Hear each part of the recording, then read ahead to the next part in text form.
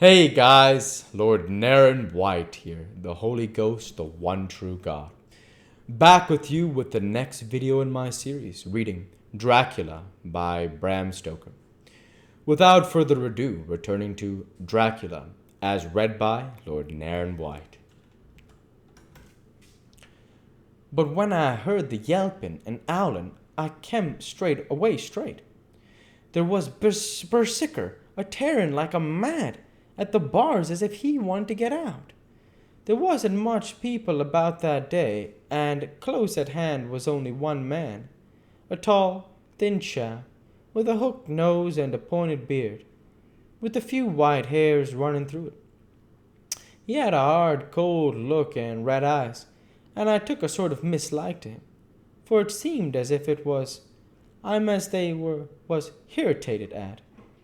He had white kid gloves on his hands, and he pointed out to the animals to me and says, "Keeper, these wolves seem upset at something." "Maybe it's you," says I, for I did not like the airs he give.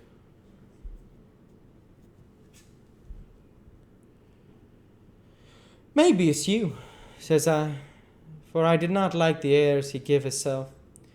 He didn't get angry, as I hoped he would, but he smiled a kind of insolent smile, with a mouthful of white, sharp teeth.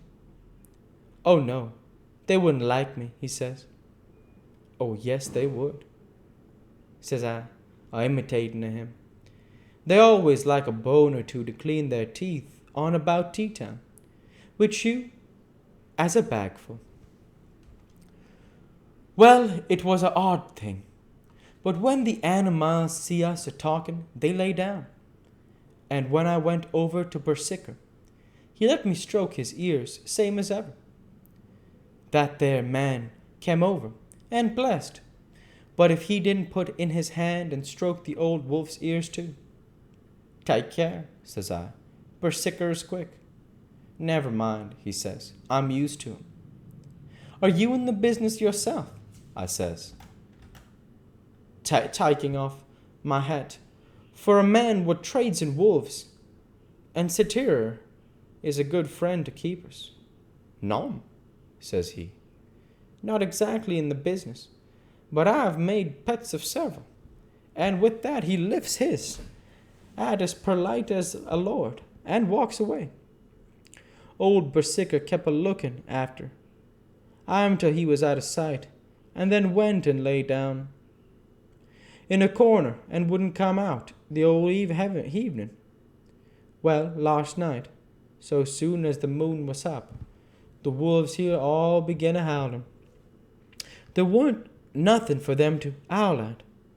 There weren't no one near, except someone that was evidently a calling a dog somewheres out back of the gardens in the park road. Once or twice I went out to see all that was right, and it was. And then the howling stopped. Just before 12 o'clock, I just took a look round afore turning in, and bust me. And when I came opposite to old Berserker's cage, I see the rails broken and twisted about the cage empty.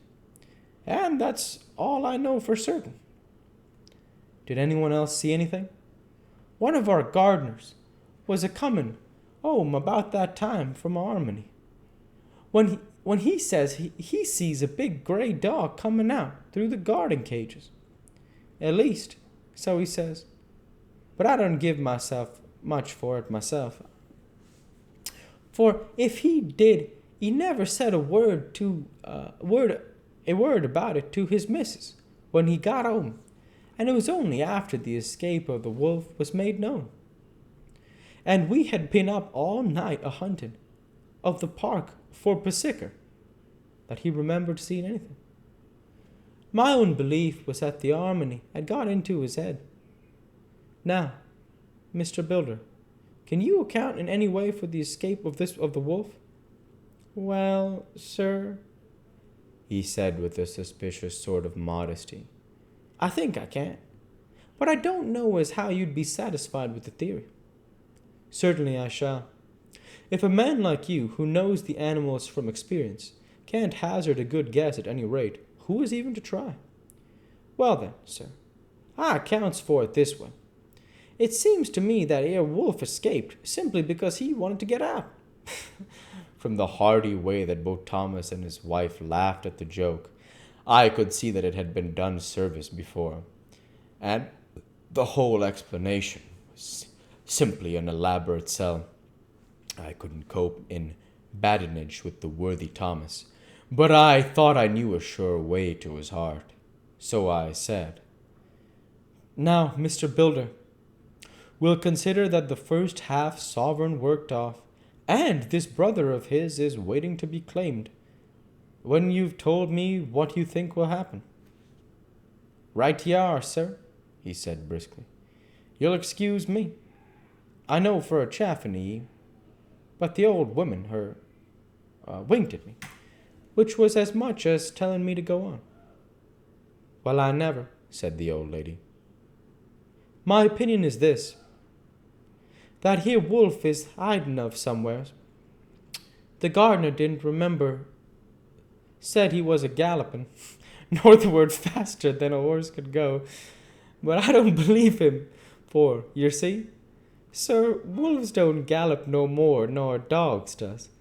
They not being built that way. Wolves is fine things in a storybook, and I just say when they gets in packs and does be chivvying something that's more fear than they can make a devil of a noise and chop it up, whatever it is. But Lord bless ye, it is a real wolf, a real life. In real life, a wolf is only a low creature, not half so clever or bold as a good dog, and not half a quarter so much fight in him. This one ain't been used to fighting, or even to providing for hisself, and more like he's somewhere round the park, a hiding and a shivering off. And if he thinks at all, wondering where he is to get his breakfast from, or maybe he's got down some area and is in a coal cellar. My eye won't some cook get a rum start when he sees his green eyes a shining at her out of the dark. If he can't get his food, he's bound to look for it, and mayhap he may chance to light on a butcher's shop in time.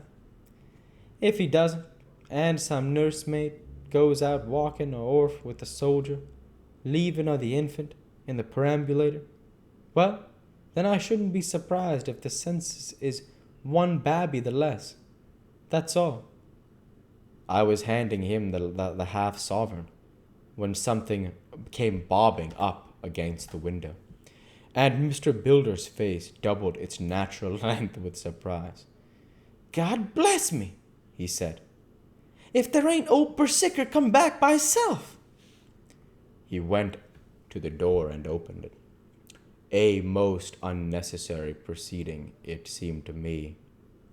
I have always thought that a wild animal never looks so well as when some obstacle of pronounced durability is between us. A personal experience has intensified rather than diminished that idea. After all, however, there is nothing like custom, for neither Builder nor his wife thought any more of the wolf than I should of a dog. The animal itself was as peaceful and well behaved as that father of all picture wolves, Red Riding Hood's quondam friend, whilst moving her confidence in masquerade. The whole scene was an unutterable mixture of comedy and pathos. The wicked wolf that for a half-day had paralyzed London and sat all the children in town shivering in their shoes was there in a sort of penitent mood, and was received and petted like a sort of vulpine prodigal son. Old Bilder examined him all over with the most tender solicitude, and when he had finished with his penitent, said, "There, I know the poor old chap would get into some kind of trouble. Didn't I say it all along? Here's his head all cut and full of broken glass. He's been getting over some blooming wall or other. It's a shame that people are allowed to top their walls with broken bottles. This here's what comes off it. Come along, Bersica. He took the wolf and locked him up in a cage, with a piece of meat that satisfied, in quantity at any rate. The elementary conditions of the fatted calf, and went off to report. I came off too, to report the only exclusive information that is given today regarding the strange escapade at the zoo. We'll go ahead and stop there for this week. As usual, I want to say thank you for watching, and I hope you enjoyed. Please like, comment, and subscribe, as it greatly helps the channel. Light be with you all. Take care, and thanks again.